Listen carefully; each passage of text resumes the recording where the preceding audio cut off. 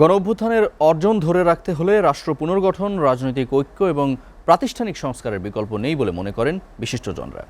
Dhaka reporters unity মিলনায়তনে জুলাই গণঅভ্যুত্থানের 2 বছর পর রাষ্ট্র সংস্কার, রাজনৈতিক ঐক্য এবং অর্জন ব্যর্থতার মূল্যায়ন নিয়ে এবি পার্টির সংলাপে একথা বলেন তারা। ফ্যাসিবাদী ব্যবস্থার বিলোপ চাইলে ৭২-এর সংবিধান বাতিলের আহ্বান জানান তারা। শাহরুল ইসলাম রকির প্রতিবেদন।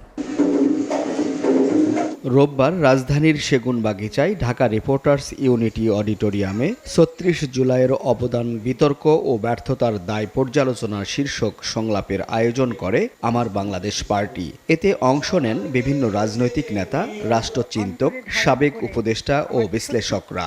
জুলাই অভ্যুত্থান সফল না বিফল, এই প্রশ্নটাই তো ভুল।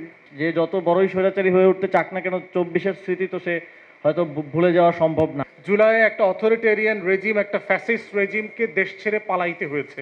সিনিয়র আইনজীবী অ্যাডভোকেট আবু হেনা রাজ্জাকি বলেন, জুলাই গণ অভ্যুত্থানের প্রথম সাফল্য ফ্যাসিবাদী শাসনের পতন। তবে রাষ্ট্র পুনর্গঠনের প্রক্রিয়া এখনো অসম্পূর্ণ। শেখ হাসিনার পতনের জন্য প্রশংসা করি যে ছাত্রদের সাথে সহযোগিতা করে প্রশাসন তাদেরকে তারাই দিছে, এটা যেমন তারা করেছে, আবার পরবর্তীকালে তারাই এই বিপ্লবটাকে বা অভ্যুত্থানটাকে ব্যর্থ করার জন্য এই ছাত্রদের বিরুদ্ধে দাঁড়িয়ে গেছে। মুখে তারা যত কথাই বলুক, কারণ আমরা তো এই বাতাস, এই মাটি, এই দেশে থাকি, কাজে আমরা বডি ল্যাঙ্গুয়েজ বুঝি। আপনি মুখে যতই বলেন কোঅপারেশন করেননি। কবি ও রাষ্ট্রচিন্তক ফরহাদ মজহার বলেন, ফ্যাসিবাদী ব্যবস্থার বিলোপ চাইলে ৭২-এর সংবিধানকে বাতিল করতে হবে। একদিকে জনগণকে সকল ক্ষমতার মালিক বলা হলেও অন্যদিকে সংবিধান জনগণের সার্বভৌম ক্ষমতা খর্ব করে। ৭২ সালের সংবিধান আমরা অবশ্যই বাতিল চাই, এই ব্যাপারে কোনো কম্প্রোমাইজ নাই। ৭২ সালে আপনাকে জনগণের সার্বভৌম ক্ষমতাকে এক বাক্যে স্বীকার করেছে, এক জায়গায় স্বীকার করা হয়েছে যে জনগণ মালিক, রাষ্ট্র ক্ষমতার মালিক।